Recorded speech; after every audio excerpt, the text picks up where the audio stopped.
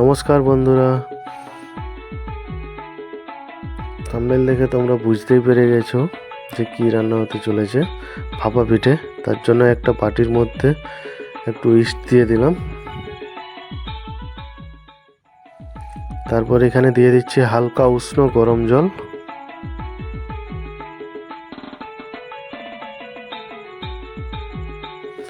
এখানে দিয়ে দিচ্ছি 1/4 ভাগ সুজি ও 3 ভাগ ময়দা দিয়ে ভালোভাবে মিশিয়ে নেব।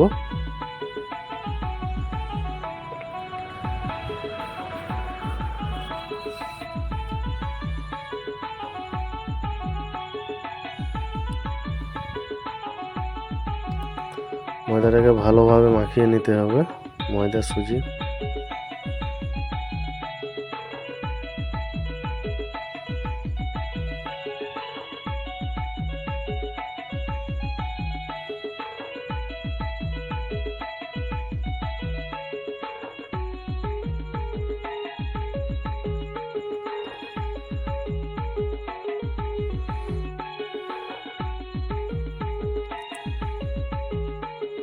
একটু ভালোভাবে মাখিয়ে নিতে হবে যাতে, দেখছো ডোটা আমাদের তৈরি হয়ে গেছে।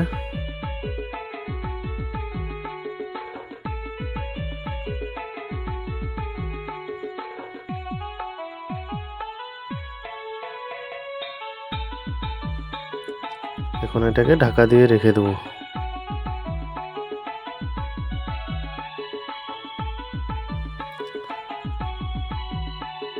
এখানে নিয়ে নিচ্ছি গুড় আছে 500 গ্রাম, খেজুরের গুড়। একটু হালকা গলিয়ে নেব গুড়টা।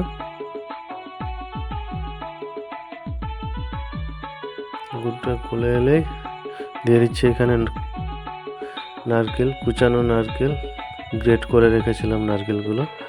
আপনারা চাইলে এখানে শুকনো নারকেলের পাউডারও দিতে পারেন।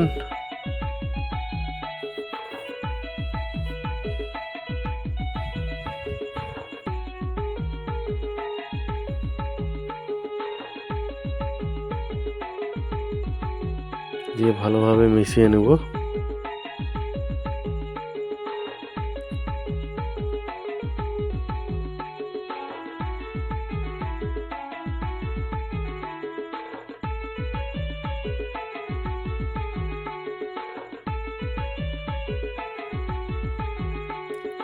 মিশানো হয়ে গেছে। ভাপা পিঠার পুরটা আমাদের তৈরি হয়ে এসছে। খুব বেশি কড়া করবেন না, না হলে তেতো লাগবে।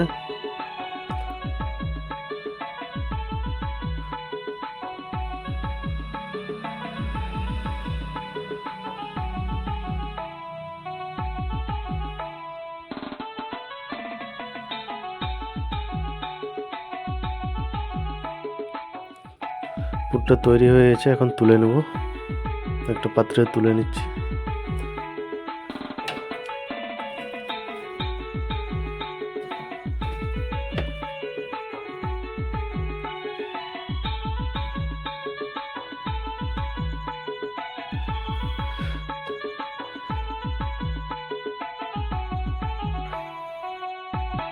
দেখে বুঝতে পারছো ফুলতে ইস্ট দেওয়ার কারণে কতটা ফুলে বেড়ে গেছে।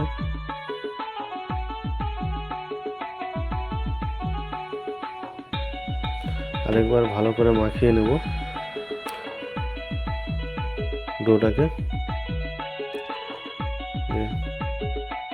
রুটির থেকে একটু বড় পেড়া করে নেব।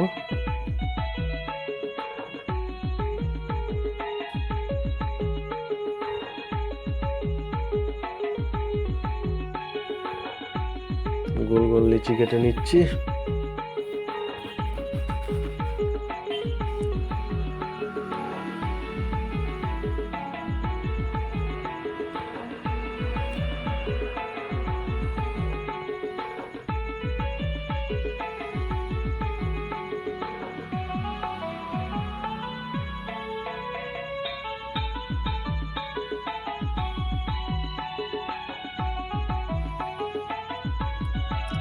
এখন এই পাত্রের মধ্যে জল গরম হতে দিয়েছি, স্টিমারের মধ্যে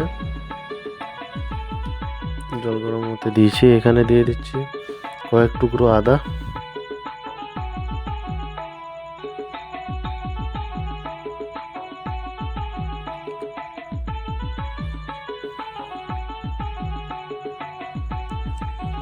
ঢাকা দিয়ে রেখে দিচ্ছি জলটা যাতে তাড়াতাড়ি গরম হয়ে যায় তার জন্য।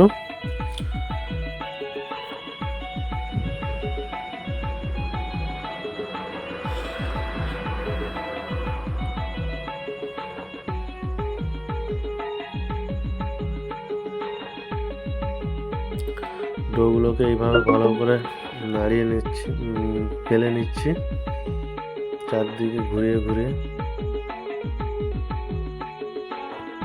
এর মধ্যে পুরটা ভালোভাবে লম্বালম্বি সাজিয়ে দেবো।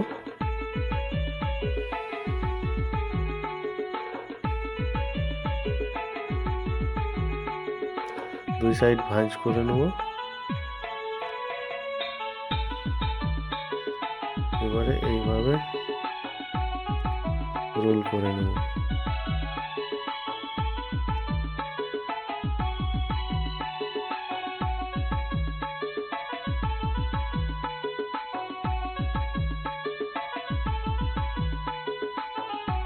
স্টিমারের মধ্যে রেখে দেবো।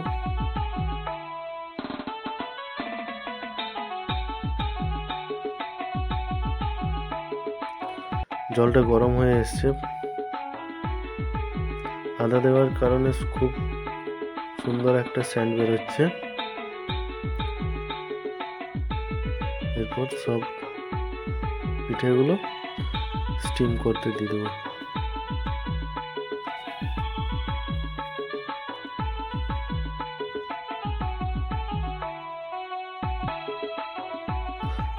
পনেরো মিনিট স্টিম হওয়ার পর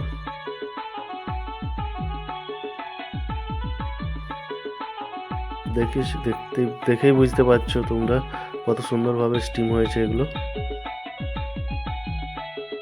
পিঠেগুলো এক পিস কেটে দেখাচ্ছি, দেখুন ভিতর থেকে জুসি ও ফ্লাফি থাকবে, খেতেও দারুণ লাগে।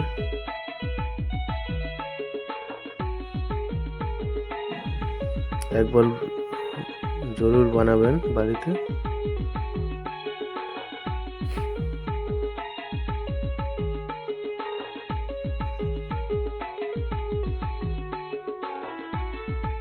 ভিডিও ভালো লাগলে অবশ্যই সাবস্ক্রাইব করবে, লাইক করবে, কমেন্ট করবে, শেয়ার করবে। Thank you for watching video.